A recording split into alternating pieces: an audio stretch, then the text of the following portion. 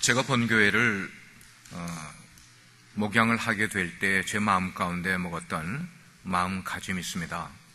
그것은 첫 10년은 무조건 선교에 올인하겠다, 그렇게 생각을 했어요. 그래서 7월 초에 제가 부임을 하고 그해 11월 달에 제 1차 선교대회를 아틀란타에 계시는 고원영 목사님을 모시고 선교대회를 가졌어요. 그리고 선교대회 챌린지를 받은 우리 유스 학생들을 데리고 그 다음 해부터 해마다 멕시코로 가서 실제 선교 지역에 방문해보고 사역도 하며 어린아이들이 뭘 알지 못하지만 그리스도의 사랑을 품고 멕시코 교회를 가서 몸으로 때우면서, 어떤 아이는 막 여름에 그냥 이렇게 더위를 먹는 그런 일도 겪으면서 아이들이 선교에 대한 무엇인가를 배우게 되고, 또 계속해서 선교사님들을 초청을 해서 우리 교회에서 선교 세미나를 갖게 하고, 이전에는 우리 주총회 본부에만 250불 선교금을 보내고 아무 다른 선교가 없었던 교회에 목장과 연결해서 여러 명의 선교사를 지원하고 기도하는 그런 일들을 하게 됐어요. 그 다음에 두 번째 10년은 커뮤니티 사역에 올인하겠다 하는 생각을 가졌어요. 이게 제가 이 교회에 부임할 때 가졌던 생각입니다. 첫 10년은 선교에 올인하자, 두 번째 10년은 커뮤니티 사역을 올인하자.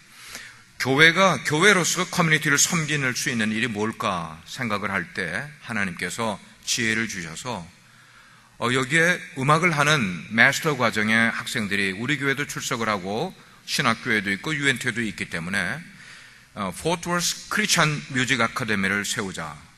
그래 세웠어요. 지금 11년 전 이야기입니다. 그래서 많은 학생들이 그 크리스천 뮤직 아카데미를 통해서 많은 음악을 배우게 되고 그것으로 하나님을 영광 돌리는 일을 만들게 되고, 또 그 다음에 이제 한 것이 한글학교를 세우자. 그래서 우리 교회 아이들뿐만 아니고 밖의 아이들까지도 우리 자녀들을 한글을 배우는 일을, 그게 커뮤니티를 섬기는 사역 차원에서 그 일을 하게 됐어요. 한 가지 아직도 제 마음 가운데 수건 사업은 우리 교회가 중심이 돼서 노인대학을 세우는 거예요. 그 이름을 어떻게 소망대학이라든지 실버대학이라고 하든지 어떤 것이든지 제가 은퇴하기 전에 꼭 우리 교회를 중심으로 노인대학을 만들 그런 계획을 갖고 있어요. 자, 이런 꿈을 가지고 그런 것을 하게 되니까 지금까지 우리 교회가 할 수 있는 가능성 속에서 그런 일들을 우리 교회가 쭉 해왔던 것 같아요. 여러분께 표현하는 것은 장 목사의 목회의 가장 중심이 뭔가 하는 것, 선교라는 것을 말씀드리는 거예요. 물론 교회가 선교를 해야 되는 기관이지만 목회자의 성향에 따라서 선교를 하는 교회도 선교를 하지 않고 있는 교회들도 무수히 많이 있기 때문이라는 거예요. 오늘 여러분들이 말씀을 들으면서 모종의 결단을 좀 할 수 있는 시간을 제가 가지려고 합니다. 철학자 데카르트가 그런 얘기를 했어요. 결단을 내려야 될 때 결단을 내리지 않는 것만큼 우리 인생에 막대한 해악은 없다, 그런 말을 했어요. 우리 인생은 순간순간 결단을 잘 내리는 것, 그것으로 인해서 우리 인생을 더 나아가게 만들고 발전시켜 갈 수가 있게 돼요. 그러나 결단을 내려야 될 때 결단을 미지적거리고 내리지 않는 것 때문에 내 인생이 늘 제자리 걸음할 수도 있는 것을 우리는 60평생, 70평생 살아왔던 분들, 내가 그때 결단을 바르게 내려서 그대로 단행을 했으면은 지금보다는 이런 후회 섞인 얘기들 우리는 많이 듣게 되는 거예요. 그래서 오늘은 제 설교를 마친 다음에 여러분께 초청을 하려고 그래요. 그 초청은 뭐냐면 금년 여름에 우리 교회가 가질 단기 선교를 그때에 가서 한두 달 전에 여러분들이 마음에 결단하지 마시고 지금 마음의 결단을 좀 해보시라는 거예요. 하시고 기도하면서 하나님이 시간 주시기를 위해서, 재정으로 충당해 주시기를 위해서 그런 마음을 변하지 않게 만들어 주시게 지금부터 붙들고 기도하시라는 것입니다.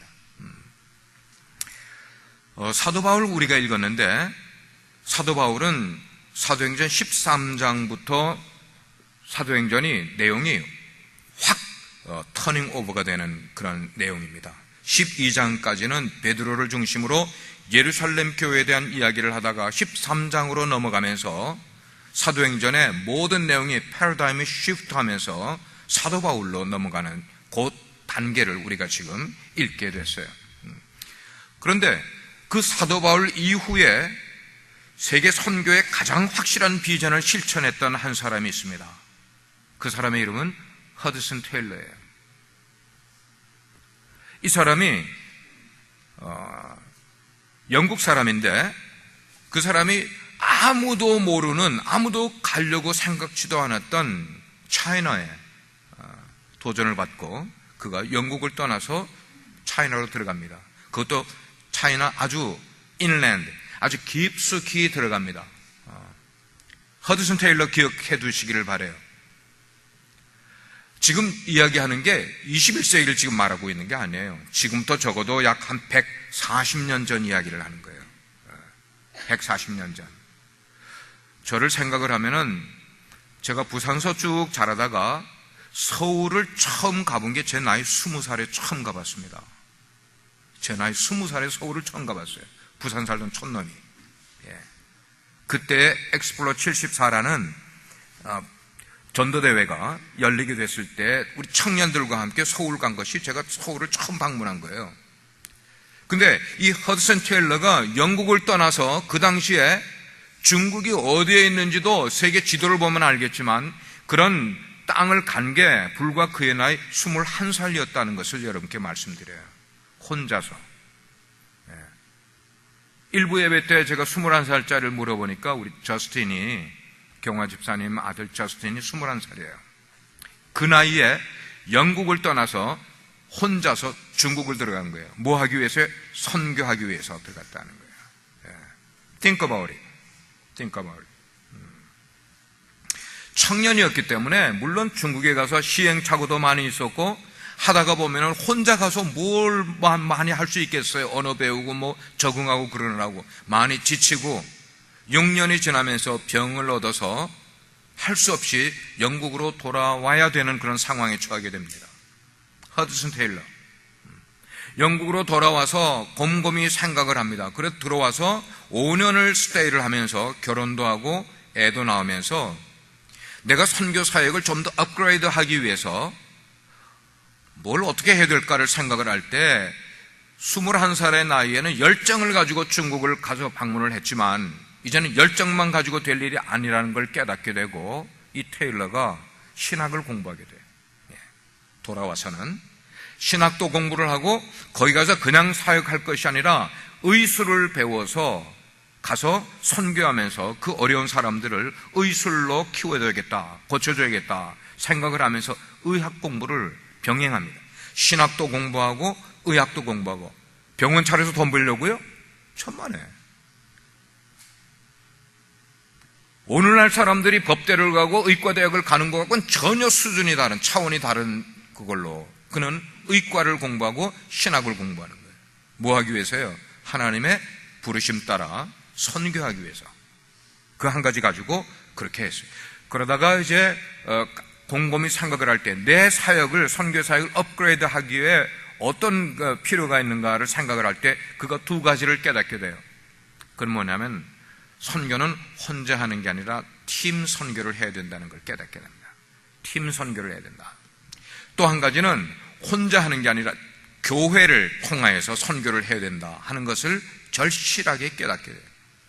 그래서 5년 후에 그가 32살이 되어서 다시 중국으로 가서 그의 인생을 올인하러 들어가게 될 때는 자기 와이프와 애들뿐만 아니고 팀을 구성을 해서 16명이 영국을 떠나서 중국으로 들어가 죽을 때까지 거기서 사역을 한 그 결과로 오늘날 중국의 곳곳에 교회가 세워진 것은 허드슨 테일러가 가서 그런 씨를 뿌렸기 때문이라는 것입니다.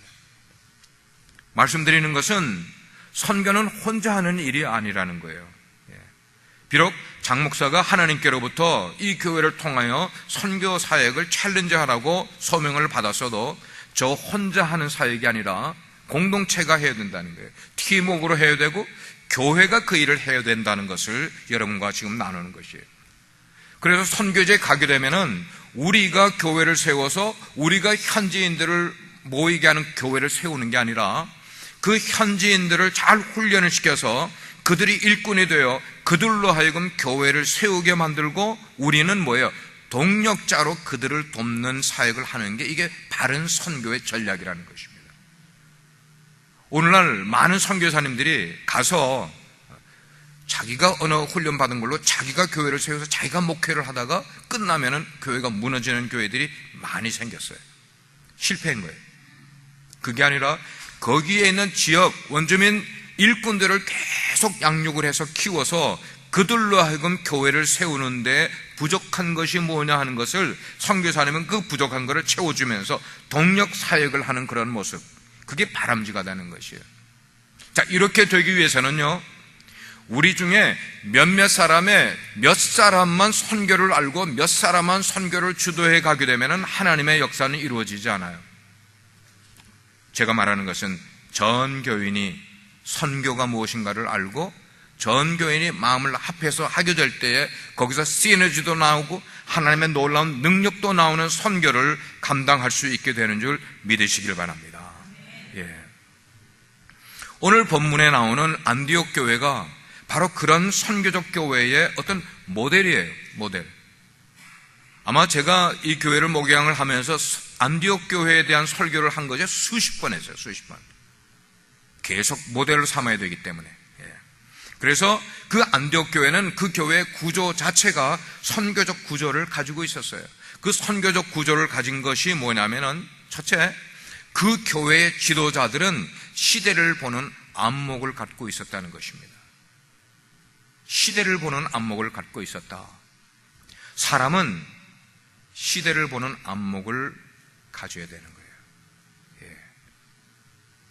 우리가 역사가 그냥 만들어지는 것 아니라 늘 역사는 시대를 보는 안목을 가진 소수의 사람들이 남들이 생각지 못하는 것, 미래에 어떤 상황이 될 것인가를 미리 예측을 하면서 준비한 사람들 때문에 역사가 만들어지고 역사가 기록이 되고 그것이 후대에 많은 사람들에게 뭐가 됩니까? example이 되는 그런 것임을 우리는 늘 생각을 해야 돼요.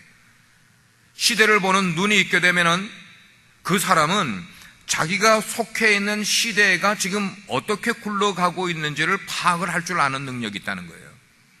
시대를 볼 줄 아는 눈이 있으면은 내가 지금 속해 살아가고 있는 사회가, 시대가 어떤 식으로 굴러가고 있는데 이것이 5년 후에는 어떻게 될 것 같다. 이거를 시대를 보는 안목에 있는 사람은 그걸 아는 겁니다.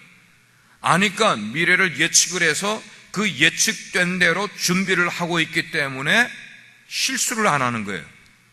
그런 시대를 보는 사람이 정치인이 되어야 되고, 그럴 시대를 보는 사람이 교수가 되어야 되고, 그런 시대를 보는 사람들이 그룹의 리더의 역할을 바르게 하면은 그 사회는 굉장히 건강하게 세워져 갈 수 있는 거예요. 지금 미국 대선이 이루어지고 있는데 우리가 어떤 사람을 찍어야 될지는 여러분들 볼 때 저 사람은 정견 발표를 하는데 시대를 보는 안목이 있는 것 같다. 그럼 그 사람을 찍어줘야 되는 거예요. 예. 나는 어떤 사람을 좋아하기 때문에 내 스타일은 어떤 사람이 이렇게 찍어주게 된다면은 뭐 지금 제가 정치 이야기할 거 아닌데 이게 이제 시대를 보는 거에 대한 이야기를 하다가 보니까 그런 말이 나오게 됐어요.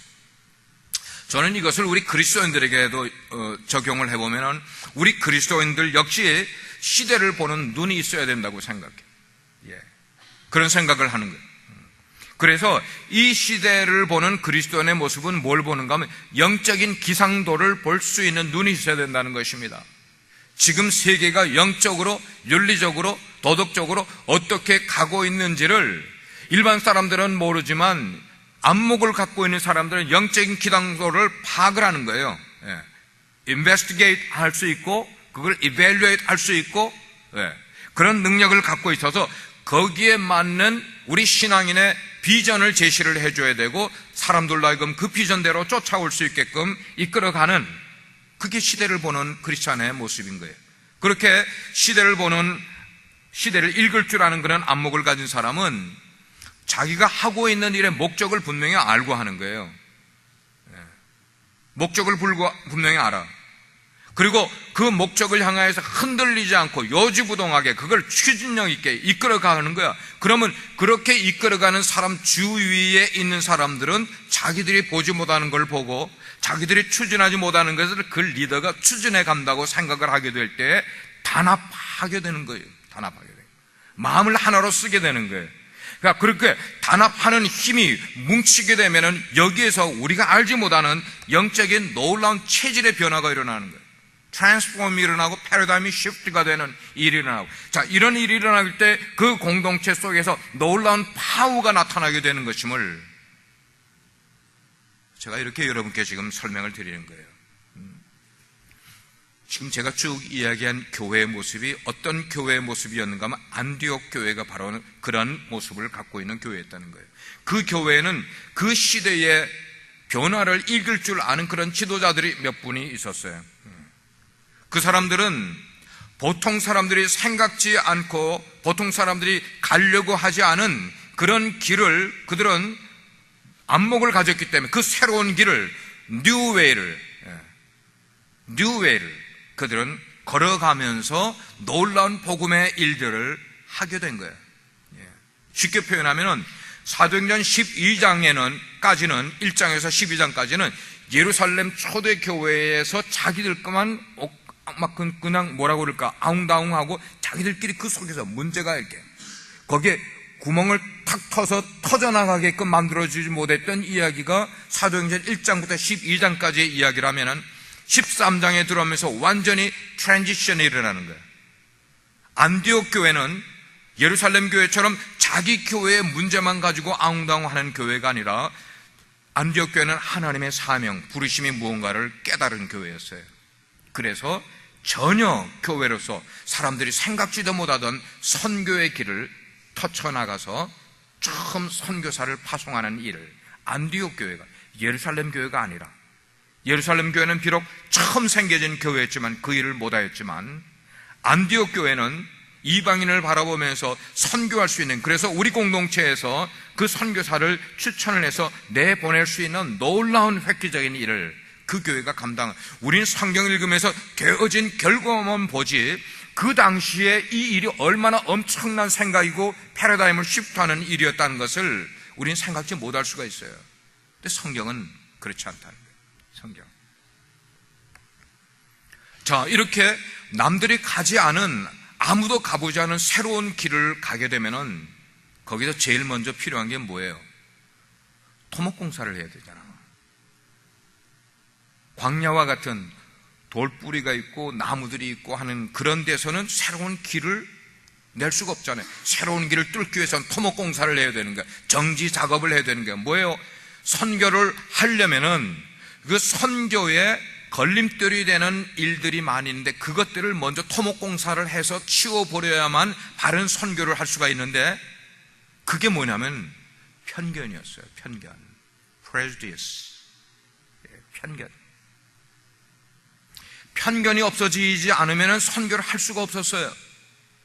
안디옥 교회도 마찬가지였어요. 안디옥 교회가 가지고 있는 그 편견들이 있었는데 그것은 뭐냐면 이제 구원받는 사람은 유태인들만 구원받는다는 그런 그 민족적인 의식의 편견이 너무나 높았었어요. 그거를 극복하기 전에는 절대로 이방 선교를 나갈 수가 없지 않겠어요? 그 편견을 무너뜨리는 거예요. 무너뜨렸어요. 그 다음에는 그 당시에 사회에 만연한 어떤 계급적인 아주 계층이 굉장히 많이 있었는데 안디옥 교회 내에도요 귀족이 있었어요. 평민이 있었고 그리고 노예, 천민들이 있었어요. 이 계급들이 교회 안에서도 사회 속에서처럼 똑같이 있어가지고는 선교를 할 수가 없어. 그러니까 이 계층을 무너뜨려야 돼요. 그 일을 하게 되었다. 그러니까 오늘 말씀을 보니까 그 가운데 보니까 안디옥 교회 속에 있는 귀족들, 그것도 왕족이 다 있는 거야. 왕족. 여러분, 귀족이 어떤 사람이에요? 귀찮은 존재예요. 귀찮은 족속. 우리는 너무 귀족 되려고 하면 안 돼. 그 다음에 보니까 여기 사람 가운데 니게르 시몬이 나오고 구레네 누구예요? 루기오라는 사람이 나오잖아요. 이 사람들은 아프리카 출신이에요. 흑인들이란 말이에요. 그런데 이런 인종적인 차별이 있어가지고 어떻게 선교를 하겠어요? 선교를 하기 위해서 가장 먼저 우리가 극복해야 될 문제는 우리 속에 있는 편견이에요. 편견. 뿐만 아니고 그 속에는 세대 차이가 많이 있어서 제너레이션 갭들이 많이 있었단 말이에요. 그래서 성경은 너무나 정확하게 그것을 기록하게 될 때 1절에 나오는 사람들의 그 순서를 나이가 많은 분의 순서부터 이렇게 기록을 했더라고요. 나이가 많은 사람들. 이게 제너레이션 갭이 있다는 것이에요. 근데 선교를 위해서는 이렇게 인종 간의 벽도, 그 다음에 이방인에 대한 그런 잘못된 편견도, 그리고 세대 간에 있는 이런 편견들도 다 그 무너뜨리고 하나로 어우러져서 오직 한 하나님을 위해서라면은, 그리고 우리가 하는 그 모든 일들을 하나님이 함께 하셔서 함께 해야 된다는 그런 여러 가지 일들을 만들어가는 모습을 우리는 보게 돼요. 저는 이것을 우리 빛소 공동체로 가지고 와요. 여러분, 우리 지금 모이신 여러분들 가운데도 편견을 따지려면은 수십 종류의 다른 편견들을 가지고 우리가 살아가요. 세상에 여러 민족들 많이 있지만 유대인 못지않게 편견이 많은 민족이 제가 볼 때는 우리 한국 사람들 같아요. 한국 사람들은 굉장히 편견이 심한 사람들이에요. 지방색도 너무나 두드러져요. 출신도 너무나 따지는 거예요. 학력도 너무나 따지고 연고도 너무나 따지고 이런 모든 게 우리 속에 편견인데, 하나님의 공동체 속에 들어와서까지도 이런 편견을 가지고 있으면 하나님의 일을 할 수 있다 없다? 없다. 편견이 있으면 하나님의 일을 할 수가 없는 거예요. 그래서 우리 속에 있는 어떤 편견들도 극복을 하면서 한 하나님을 우리가 섬기고, 그리고 같은 하나님 나라의 일꾼으로서 우리가 함께 나가는 거예요. 하나님의 일을. 믿으시면 아멘 하시기 바랍니다. 함께 나가는 어떤 계층, 공부를 많이 한 사람이나 적게 한 사람이나 돈을 많이 가지고 있는 사람이나 사회적 명성이 있는 사람이나 아무런 편견도 없이 하나님의 일을 할 때는 함께 같이 해야 된다는. 두 번째로 선교를 위해서는 예배를 통하여서 은혜와 능력을 체험해야만 한다는 것입니다. 아멘. 여러분, 예배가 너무나 중요해요. 오늘 말씀 2절에 보니까 주를 섬겨 금식할 때에 그랬는데, 영어 성경에 보니까 were worshiping 그랬어요. were worshiping the Lord. 그럼 뭐예요? 주를 섬긴다는 게 무슨 말이에요? 예배한다는 말이에요. 예배한다. 그들이 주님을 예배하면서 또 금식하면서 and fasting, 금식하면서 안디옥 교회는 주님의 특별한 일을 결정해야 될 때는 그냥 결정하지 않고 금식도 하면서 기도도 하면서 하나님의 일을 그렇게 결정을 하더란 말입니다. 얼마나 그 문제를 쉽게 생각지 않고 진지하게 어프로치하는 그런 모습을 우리는 보게 돼요. 여러분, 금식해 보셨어요? 이제 3월 말이면 우리가 고난주간을 또 당하게 되면 금요일 하루만이라도 금식하자 그러는데, 금식, 이것은 우리의 육체의 연단을 줄 뿐만 아니고 영혼의 연단을 주는 거예요. 다른 말로 표현하면 힘이 드는 일이에요, 금식은. 그러나 금식을 왜 우리가 해야 되는가 하면은 그 힘든 일을 하면서 성령의 능력을 우리가 우리 속에 체험할 수 있기 때문에. 그냥은 성령의 능력을 체험하기 어려워. 그러나 금식을 하는 가운데 육체적으로도 힘이 들고 영적으로도 곤고해지는 그 상태 속에 들어가면서 영적인 깊은 체험을 하게 되는 게, 그게 성령의 체험을, 능력을 받는 거예요. 그게 그렇게 되면 우리 인생의 시련, 우리가 하나님의 일을 하면서 겪어야 되는 그런 시련을 이길 수 있는 힘이 어디서 오는가? 금식에서 온단 말이에요. 금식에. 와우, 금식에는 파워가 있구나. 힘이 있고 능력이 있구나. 안디옥 교회는 하나님의 뜻을 찾기 위해서 하나님이 그들을 부르셔서 하나님의 일을 맡기시게 될 때 그냥 넙죽 받는 게 아니라 금식하면서 기도하면서 진지하게 그 문제를 받아들이고 있는 모습을. 그러니까 결국은 뭐예요? 목적을 가지고 기도를 하니까 하나님의 음성을 들을 수밖에요. 들을 수밖에. 저는 믿기는 신앙 공동체는 하나님의 음성을 듣는 공동체라고 믿습니다. 우리가 함께 신앙생활할 때에 하나님의 음성을 들어야만 된다는 말입니다. 우리가 예배를 통해서 감동과 감격을 받지 못한다면, 우리가 예배에 참석을 해서 예배를 드리는데도 불구하고 선교에 대한 열정이 우리 가운데 생기지 않는다면 우리의 예배는 아무런 의미가 없다는 말씀을 드립니다. 그런 열정을 우리가 느껴야만 되는 거예요. 예배를 통해서 하나님의 은혜를 받아야 되고 성령의 능력을 우리가 체험해야만 된다는 거예요. 목회를 하면서 느끼는 거예요. 이상한 것, 어쩌면 이상하지만 궁금한 것, 그것은 교회가 행복해지면 모든 게 다 행복해지더라는 겁니다. 교회가 행복해지면 개인도 행복해지고 속해 있는 가정들의 가정들도 행복해지더라는 거예요. 그런데 교회가 불행해지게 되면 모든 게 다 우울해져.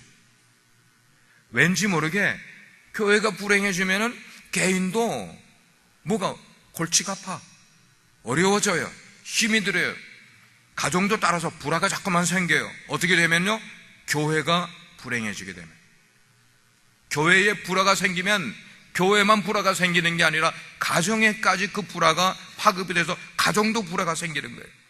지금 우리가 살펴보는 안디옥 교회는요, 정말 교회가 보여줄 수 있는 가장 아름다운 모습을 보여주고 있는 교회, 이게 안디옥 교회의 모습인 거예요. 그렇습니다. 안디옥 교회는 정말 은혜가 충만한 교회였어요. 그 교회 성도들은 가르쳐 주십시오, 가르치면은 받아먹기를 잘하는 거예요.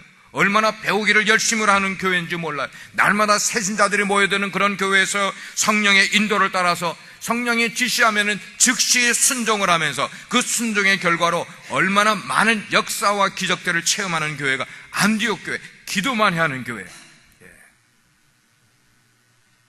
한마디로 성령이 이끄시는 대로 따라가는 교회. 그러니 그런 교회를 다니는 성도들은 어떨까? 행복이 넘쳐나죠. 아멘입니까? 안디옥 교회는 행복이 넘쳐나는 교회, 저절로 행복해지는 교회. 안디옥 교회의 그런 모습을 제가 보고 묵상을 하면서 주님, 우리 빛과 소금의 교회도 그렇게 행복한 교회, 은혜가 넘치는 교회, 그리고 아름다운 교회 뿐만 아니고 선교도 열심히 하는 교회, 그러기 위해서 기도도 열심히 하는 교회 되기를 주님께 얼마나 구하는지 몰라요. 오늘 2절 말씀을 보니까 안디옥 교회가 금식하며 기도하게 될 때 드디어 성령님이 거기에 음성을 들려주는 거예요. 지시를 하는 거예요. 뭐라고 지시를 하셨어요? 내가 불러 시키는 일을 위하여 바나바와 사울을 따로 세우라. 저는 여기서 어떤 단어를 중심했는가 하면 내가 불러 시키는 일을 위하여 라는 단어였어요. 내가 불러 시키는 일을 위하여. 지금 성령님이 안디옥 교회에 지시의 말씀을 주시는 거예요. 내가 불러 시키는 일을 위하여. 선교는 하나님이 불러 시키시는 거예요. 아멘입니까? 선교는 사람이 하는 것 아니고 목사가 선교를 하게 해서 선교하는 게 아니라 하나님이 그 교회로 하여금 부르고 시켜서 하는 일, 그게 선교라는 거예요. 성령님이 말씀하시는 거예요. 내가 불러 시킬 일이 있다. 그 일을 위하여 내가 사람들을 부르겠다. 누구를 불렀어요? 바나바라는 분과 사울이라는 분을 부른 거예요. 여러분, 하나님이 교회 속에서 사람을 불러 세우시면은 거기에 우리가 주저할 필요가 있다 없다? 없다. 다 같이 없다. 성령님이 우리를 부르시면은 우리는 주저할 필요가 없는 거예요. 안디옥 교회가 그것 때문에 하나님께 쓰임 받을 수밖에 없는 교회였지 않습니까? 하나님께 쓰임 받을 수밖에 없는 교회, 2016년 아니 21세기에 빛과 소금의 교회가 하나님께 쓰임 받을 수밖에 없는 교회가 되려면 성령님이 우리 교회에 음성을 주실 때 거기에 뭐 해야 된다는 거예요? respond. 부르심에 응해야 된다는 거예요. 반응을 해야 된다는 거예요. 하나님은 계속 부르고 계시는데도 불구하고 나는 하나님 손으로 가리고 그래서는 안 된다는 거죠. 안디옥 교회는 복음을 위해서라면은 희생을 감수하는 그런 교회였어요. 혹시 여러분 가운데 선교는 재정에 여유가 있어야 하는 것 아니에요? 선교는 그래도 시간이 되는 사람이 하는 것 아니에요? 선교는 작은 교회가 말고 교회가 좀 큰 교회가 된 다음에 하는 것 아니에요? 라고 생각하는 분 계세요? 혹시 사람들하고 얘기할 때 왜 목사님은 계속 선교 이야기를 하시지?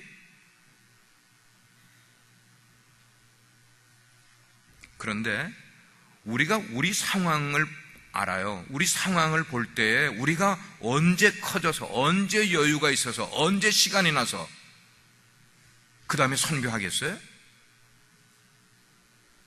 제가 여러분의 삶을 보면 시간 없어요. 생활적인 여유 없어요. 우리 교회도 뭐 돌아가서 우리 쓸 거 남아서 설교할 수 있는 그런 상황 한 번도 된 적이 없어요. 항상 마이너스예요. 우리 교회가 지금까지 선교한 것은 상황이 안 될 때부터 해왔기 때문에 그것이 몸에 배서 지금 이만큼 할 수 있는 것이지, 우리 정도의 사이즈에서 이런 일을 한꺼번에 지금 딱 갖고 와서 하라고 했다면 우리는 못해요. 못해요. 우리 유스들이 그만큼 멕시코 다녀온 다음에 멕시코에 교회가 세워진 것 아닙니까? 우리가 여러 번 과테말라에 단기 선교를 다녀온 다음에 우리 교회가 단기 선교의 결과로 그 열매로 선교사님을 파송할 수 있지 않았습니까? 이게 저절로 생기는 일이겠어요? 될 수가 없는 일이에요. 달라스의 우리 교회 같은 사이즈가 우리 교회처럼 선교할 수 있는 교회가 몇 교회나 된다고요? 아니죠. 계속 해오니까. 안디옥 교회는 보니까 그런 상황이 안 되는데도 불구하고 성령의 부르심에 즉각 immediately respond를 하셨어요. 그래서 let's go. 기도하자. 그냥 기도하지 않고 금식하며. 그리고 그들이 가장 존경하고 그들이 좋아하는 자기들의 지도자 두 사람을 선교로 보낼 수가 있었어요. 누구예요? 바나바. 그분은 얼마나 든든하고 신뢰받는 지도자였어요? 어떤 일을 할 때 정말 단호하게 하고 전략을 세울 때 누구보다도 전략을 잘 세울 수 있는 사람, 사울. 이 두 사람을 그들은 선교로 파송하는 것, 이건 희생이었어요. 그 교회가 치를 수 있는 가장 커다란 희생이었어요. 그러나 무엇을 위해서? 글로벌 사역을 위해서요. 이제는 지역교회를 넘어서 글로벌리 지구촌을 커버하는 선교를 하기 위해서 자기들이 가장 아끼는, 존경하는 그런 두 분을 선교사로 희생을 기꺼이 드리게 됐던 거예요.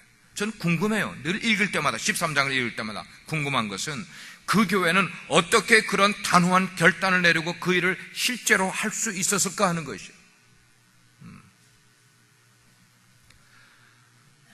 아마 한 2, 3년 전으로 돌아가면은 제가 스페인의 사도 바울이 마지막에 그 꿈을 품고 가는 그 설교를 여러분께 들으면서 제가 선교지로 나갈 의향을 비추게 될 때 교회가 얼마나 그 이후에 어려워지는 거 여러분 기억하십니까?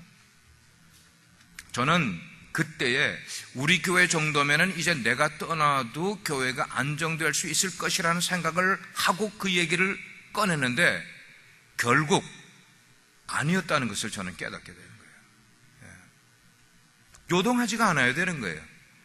여러분 가운데 그룹핑이 생기지 않아야 되는 것이고, 여러분이 성령님의 인도가 아닌 사람들의 말에 귀를 기울이지 말고 사람들을 따르지 않는 일들이 생겨야만 그런 일들을 감당할 수가 있는데, 아차.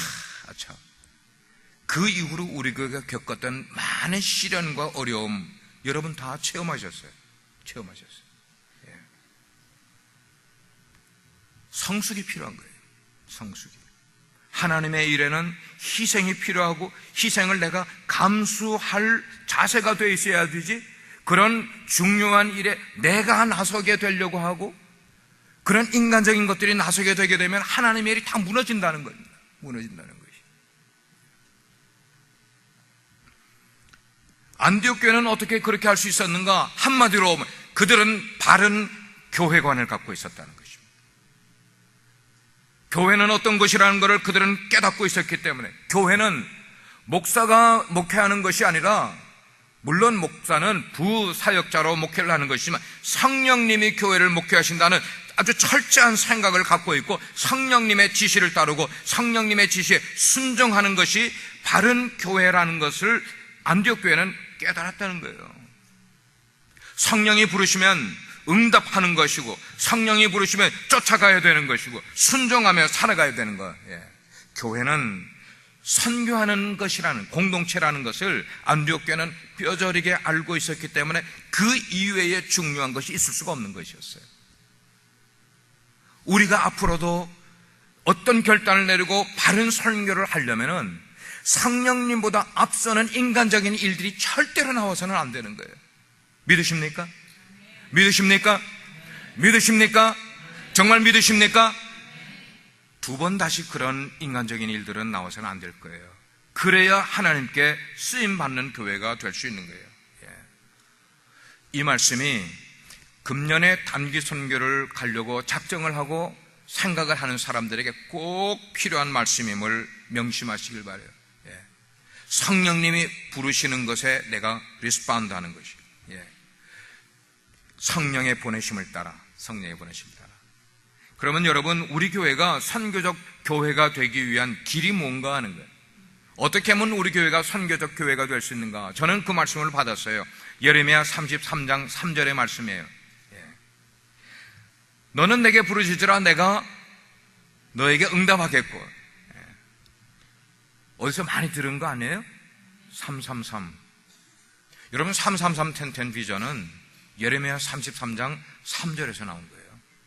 너는 내게 부르짖으라, 내가 응답하겠고. 그래서 저는 주님께 정말 간절히 엎드려서 클레임을 하고 또 클레임을 하고 그랬어요. 주님, 이 교회를 위해서 우리가 무엇을 해야만 되겠습니까? 어떻게 해야만 되겠습니까? 묻고 또 묻고. 그래서 주님이 주신 비전이 333였다고. 예레미야 33장 3절. 30개의 목장을 세우고 그 목장에 연결된 그런 목원들이 신앙이 자라서, 제자훈련 받고 자라서 300명의 신앙 용사들이 되는 거예요. 이 300명의 신앙 용사들은 예수님의 제자들이 되는 겁니다.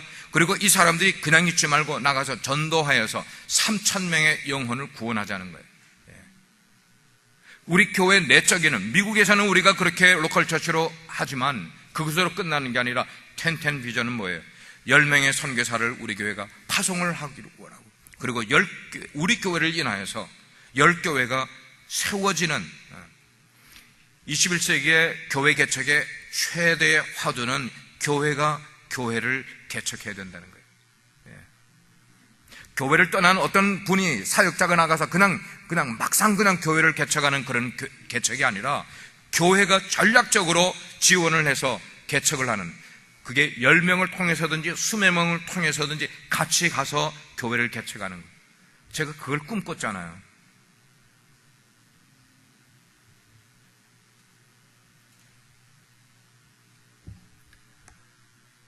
비전은 함께 가야 되는 겁니다.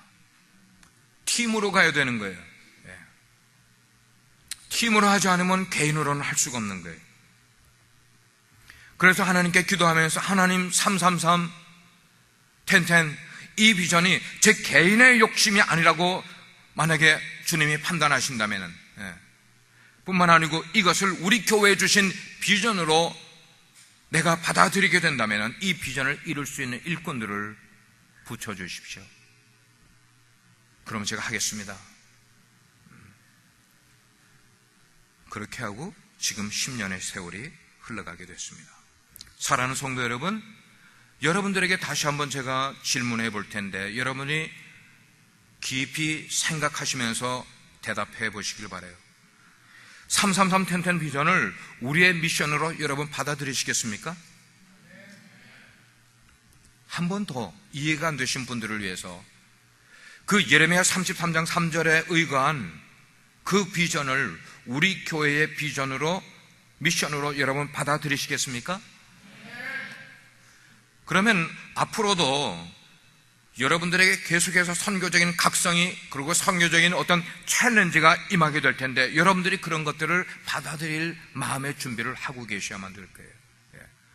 뿐만 아니고 우리 교회에서 가지는 어떤 선교 대회에 여러분들이 적극적으로 동참을 해 주셔야만 되고, 교회에서 선교에 관계된 일들을 프로모트하고 이거를 여러분들에게 이야기하고 PR을 하게 될 때 귀를 기울여서 관심을 가지고 나는 직접적으로 간접적으로 그 일을 어떻게 참여할 수 있는가를 계속 여러분들이 관심을 가지시고, 우리 교회를 방문해서 여기서 메시지를 전해주시는 선교사님들의 메시지와 도전에 우리가 마음을 열고 받을 준비가 되어 있어야 된다는 것이에요.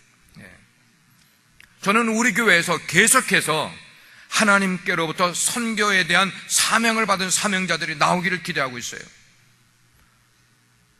그 선교 사명자는 꼭 선교지에 가야만 되는 사람은 아니에요. 제가 그랬잖아요. 다가온 땅끝이 어디예요? 다가온 땅끝. 우리 문 밖이에요, 문 밖. 우리 문만 열면 선교지예요. 이 지역에 150여 개의 나라 사람들이 와 살고 있잖아요. 우리가 가려면 비행기 타고 가야 돼, 언어 배워야 돼, 뭐 다 배워서 가야 돼. 근데 문 딱 열면은 우리 옆에 그 많은 사람들이 와서 우리의 선교를 기다리고 있는 사람들이 있단 말입니다. 요즘은 하나님 나라를 위해서, 하나님의 일을 위해서 사명을 받은 사람, 부르심 받은 사람 손을 드십시오 그러면은 사람들이 손을 안 들려요. 세대가 너무나 개인적이 되어버렸어요. 옛날엔 그렇지 않았었는데.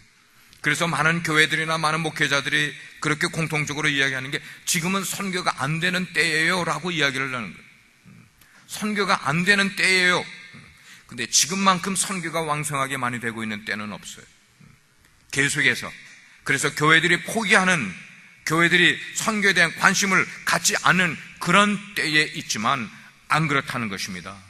지금만큼 선교사가 더 필요한 때가 없다는 것이에요. 우리 교회처럼 선교에 대해서 계속 이야기를 하고 지역교회에서 그런 선교적 사명을 챌린지하고 거기에 일할 사람들을 리크루트하고 하지 않게 되면 과연 하나님 나라를 확장해 나갈 그 일을 할 사람이 어디서 나온다는 말입니까? 우리 교회가 그렇게 하지 않으면 어디서 그런 일꾼들을 일꾼들이 배출되겠다는 말이에요? 배출이 안 되죠. 배출이 안 되죠. 선교의 1차적 책임은 로컬 처치, 지역 교회에 있음을 우리는 기억해야 돼요. 하나님은 선교의 구체적인 그 전략과 책임을 지역 교회에게 주셨지 교단, 컨벤션에 주지 않았다는 거예요. 제가 잠깐 여러분께 설명을 드리면은 세계에서 가장 큰 교단이 남침내 교단이에요. 가장 큰 해외 선교부를 갖고 있는 교단이 우리 IMB, 인터내셔널 미션 보드예요. 그런데 이 IMB가 지난 수년 동안 해오는 선교 전략을 보게 될 때 저는 아니라는 생각을 가지는 거예요. 뭔가 미션이 잘못되고 있다는 생각을 갖고 있는 거예요. 그 교단의 선교부가, 해외 선교부가 지역 교회들이 감당해야 되고 책임져야 될 일들을 그들이 다 뺏어가서 하고 있다고. 그들이 다 뺏어가서 하는데 결과가 어떠냐는 말이에요. 제가 알려드릴까요? 작년부터 조직 개편이 일어나서 우리 IMB 속에서 지금 세계에 나가 있는 선교사가 4,900명인데 그 가운데 800명을 귀환시켜요. 800명을 우리말로 표현하면 잘라버리는 거예요. 모든 4,900명 선교사에게 레터가 다 나갔어요. 여러분 가운데 조기 은퇴할 분들은 빨리 귀국하십시오. 우리 이상훈 선교사님에게도 나갔어요. 기도하는 가운데 하나님이 계속 사역하시라는 응답을 해서 저는 돌아가지 않습니다라고 대답을 했어요. 아마 우리 이스트반 선교사님은 사역을 잘하기 때문에 그 대상이 되는 사람은 사역을 잘 못하고 실적이 없는 사람들은 다 잘려요 이제. 근데 그게 왜 그랬는가 하면은 지역 교회들이 해야 될 일들을 교단 선교부에서 그냥 다 끌어가서 자기네들이 해버리니까. 지금 이런 이제 그것들을 깨달으면서 IMB에서 지금 정책을 금년 2016년부터 어떻게 바꾸는가 하면 지역 교회들이 직접 파송해 주십시오. 지금 이제 당연히 그렇게 되는 일. 지역 교회가 파송하고 지역 교회가 후원하고 그렇게 해 주십시오라고 지금 전략이 완전히 지금 바뀌고 있다는 거죠. 초대교회를 보게 되면은 성령이 어디서 역사를 했는가? 교회에서 역사를 했어요. 교회가 의논을 하고 교회가 결정을 하게 되면 성령님이 그 일을 늘 주도해서 그 일이 이루어지게끔 만들어 가셨어요. 성령님의 역사도 그렇게 따라갔습니다. 성령님의 인도하심도 지역교회를 통하여 그렇게 인도되게 됐어요. 예. 제가 여러분께 퍼스널 얘기를 드려요. 여러분 가운데 사역자도 계시고 여러분 가운데 평신도이든지 간에 하나님께서 나를 선교로 부르셨다는 소명을 받은 분들이 분명히 계실 거예요. 아니, 아직은 그런 분명한 소명을 받지 않았어도 어쩌면 하나님께서 나를 선교로 부르실 거라는 그런 예측을 하고 신앙생활을 하는 분들이 사역자들이나 여러분들 가운데 분명히 계실 거예요. 자, 그런 분들에게 제가 챌린지를 합니다. 여러분들이 언제 그 일이 여러분에게 다가오게 될지 그때에 가서 그게 5년이든지 10년 후든지 20년 후든지 그때 가서 결정을 하고 선교지로 나갈 결정을 하고 하게 되면은 It's too late. Too late. 하나님은 그렇게 늦게 결정해서 하려고 하는 사람을 쓰시지 않을 수도 있다. 중요한 것은 지금 그런 사명을 갖고 있고 지금 그런 부르심에 대한 마음의 낌새를 갖고 계신 분들이라면은 지금 결단을 하지 않으면은 여러분의 열정이 10년, 20년 후에는 다 다운해요. 저는 그런 분들을 수도 없이 봐왔어요. 나중에 때가 되면은 상황이 되면은 하리라고 생각을 해서 열정을 숨겨두고 눌리고 있었다가 나중에 정작 하나님이 부르실 때 열정을 잃어버리고 하지 못하고 포기한 삶을 살아가는 사람들을 여러 번 봤어요. 선교도 목회도 마찬가지예요. 그러지 말고요, 우리 솔직하게 하나님 앞에 말이죠. 하나님이 나를 부르셨으면은 그 부르심 앞에 뭐 해야 되는 거예요? respond. 반응을 하시라는 거예요. 지금 내가 하나님께 리스폰드를 하고 목표를 세우고 목적지를 세우고 목표지를 세우고 내가 기도를 하게 되면 그 과정이 앞으로 10년이 걸리더라도 20년이 걸리더라도 준비를 하고 갔다가 때가 딱 되면 빵 나갈 수 있단 말이에요. 근데 그런 준비 하나 하고 있지 않다가 뭐예요? 지금 목표도 없이 살아가고 있고 지금 목표지도 없이 그냥 살아가다가 그러다가 인생의 큰 실패를 맛보고 난 다음에 그때 깨닫는 거예요. 내 갈 길이 이 길이 아니었던 모양이야? 그러면서 하나님이 나를 선교로 보내시려고 했던 것 같은데 라고 생각할 땐 too late.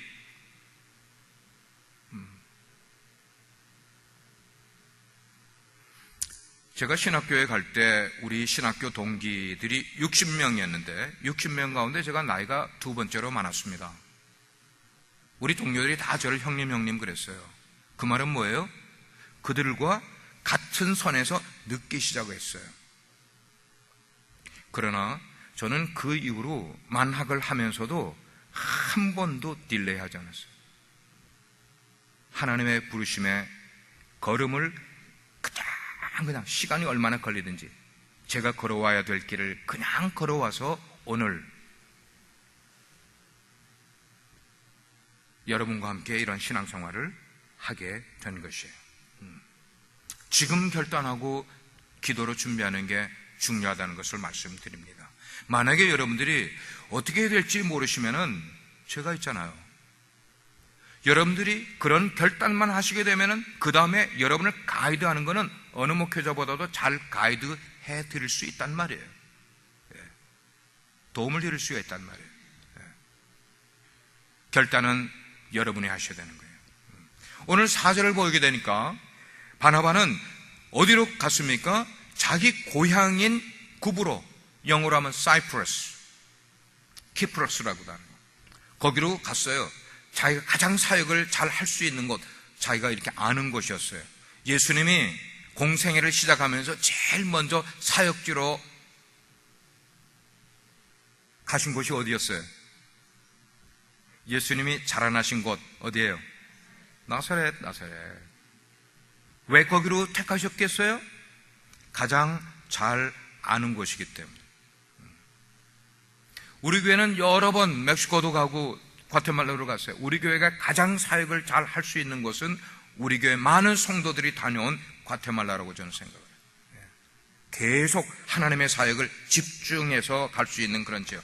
금년 여름에 또 6월달이든지 7월달이든지 8월달이든지 우리 청년들이 결정을 하게 될 텐데, 그 데이식 결정이 되면은 우리는 그때 가서 한 달 전에, 두 달 전에 급하게 준비해서는 안 된다는 거예요. 작년에 우리가 그런 실수를 했어요. 작년에 미리 티켓팅을 하면은 700불 이하에도 티켓팅을 할 수 있는 거를 우리는 전부 1000불 넘게 티켓팅을 한 거야. 여러분, 한 사람이 300불 디퍼런스면은 10명이면 3000불이 차이가 나고 13명이면은 4000불이 차이가 난다는 걸 우리는 알아야 돼. 하나님 나라의 돈이 얼마나 웨이스트 되는 거예요. 뭐 때문에? 결단을 늦게 한 것 때문에.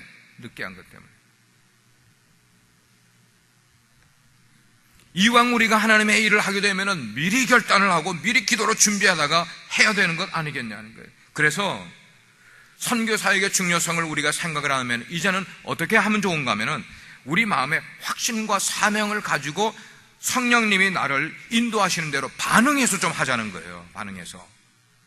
그 말은 뭐냐면, 내가 한번 금년은 가볼까?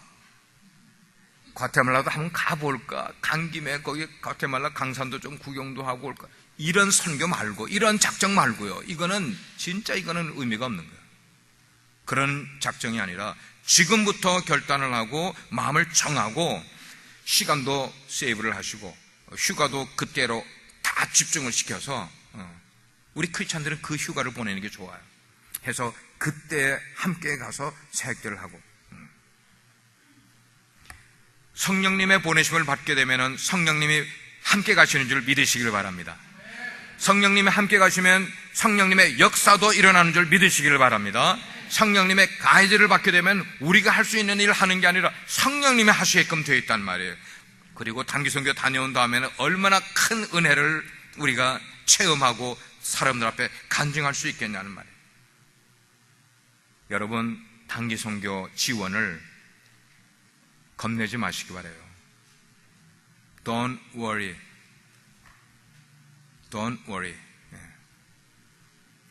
기도하면서 성령님이 인도하시면 나는 순종하는 거예요. 자, 그런 순종하는 속에서 성령의 능력을 경험하는 여러분이 될 수 있기를 바라요. 아멘. 좀 평소에 그런 거 생각지도 않았던 분들도 오늘 메시지를 들으면서 성령의 마음 주시기를 바라요.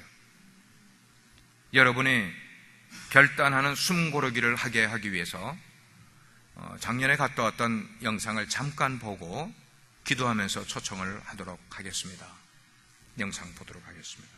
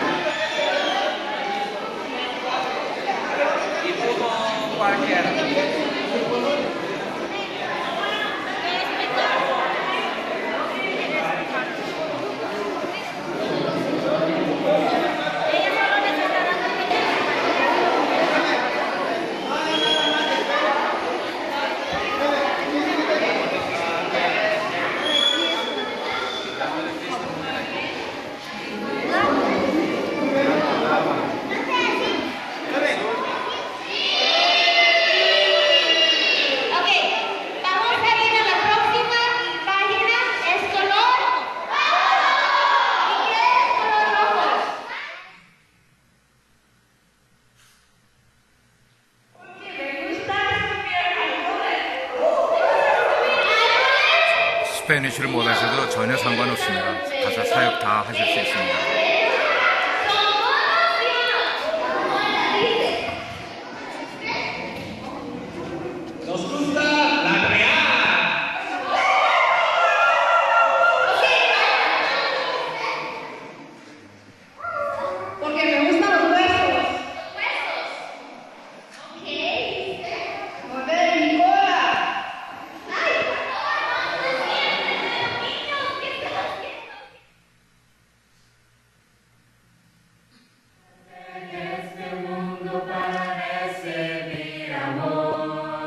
여러분들이 후원하시는 그 장학생들 후원의 마음을 가졌습니다. 마지막 날 Le doy gracias a Dios porque me permitió darme una beca, porque yo nunca no he recibido una beca. 네, 정말 하나님이 저를 만나게 해주셔서 정말 감사드립니다. 저를 도와주셔서 감사합니다. Es de una buena bendición que Dios nos ha regalado a todos. 정말 하나님만 주신 축복이라고 믿습니다. Que Dios se los pague con mucho amor. 하나님이 저를 도와주시는 분들에게 사랑으로 채워줍니다. 쟤네들이 지금 뭐라고 인사했는지 아세요? 안녕하세요를 배워서 인사하더라고요.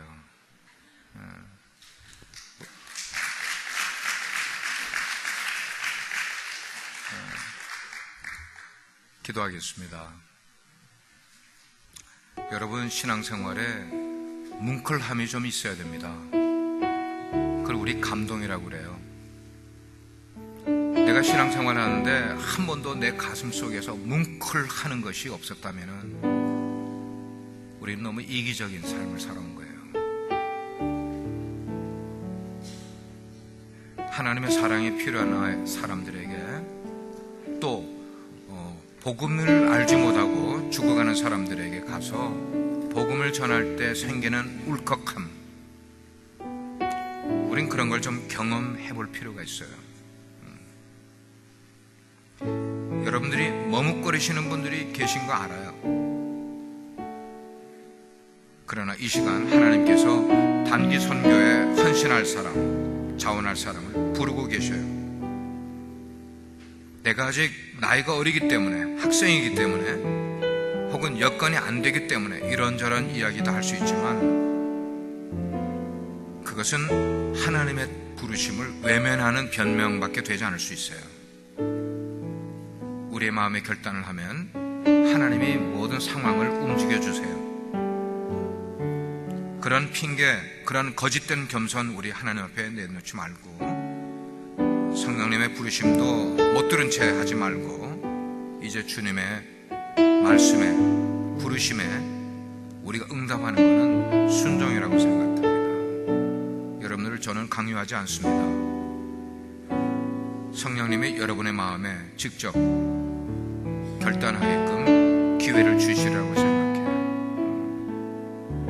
주님이 가라고 하시면 내가 가겠습니다 하는 결단, 주님이 나를 통해서 복음이 전파되기를 원하신다면 내가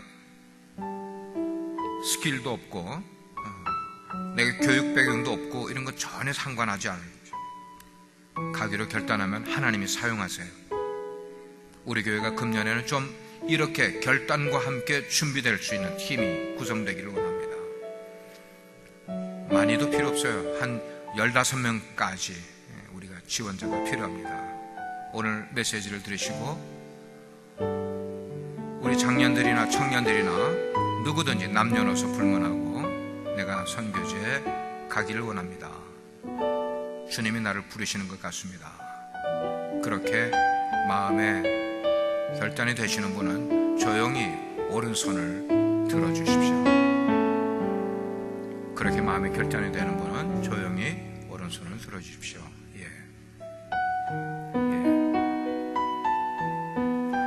다시 한번 여러분께 말합니다. 여러분, 내 생각을 뛰어넘는 하나님의 역사를 경험하기 원하십니까? 내 삶에 이전에 내가 몰랐던 어떤 놀라운 것을 체험하기를 원하십니까? 그냥 내 있는 자리에서 체험하기 어렵습니다. 우리의 눈을 뜨게 만들어주는 곳에 가서 체험할 수 있습니다. 그런 것을 내 평생에 한 번이라도 좀 만들어 보고 싶다. 캐톨릭 신자들이나 무슬림 신자들은 성지 가는 것이 그들의 일생의 소원입니다. 우리가 성지까지는 못 가더라도 선교지를 간다면은 그런 주님의 마음을 우리가 잃게 되는 것이, 한 번 더 제가 초청을 하겠습니다. 그렇게 마음에 내가 여건이 안 될 것 같지만 결단하고 준비해 보겠습니다.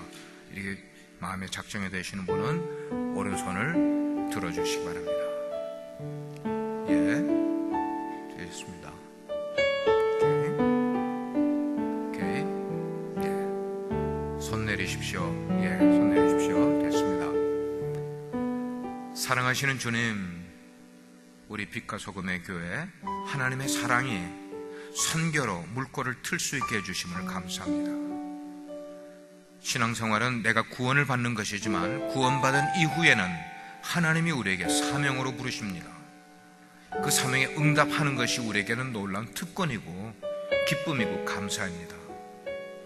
거기에 응답하신 분들, 손을 드신 분들, 하나님께서 그들을 붙드시고 지켜주시며 인도하여 주셔서 이번 여름에 꼭 갈 수 있도록 주께서 상황을 열어주시기를 원합니다. 주님 붙들어 주시옵소서. 그리고 계속해서 우리 교회가 간접으로나 직접으로 그 일에 매진하면서 함께 하게 될 때 주님의 큰 은혜가 있기를 예수 그리스도의 이름으로 간절히 기도합니다. 아멘.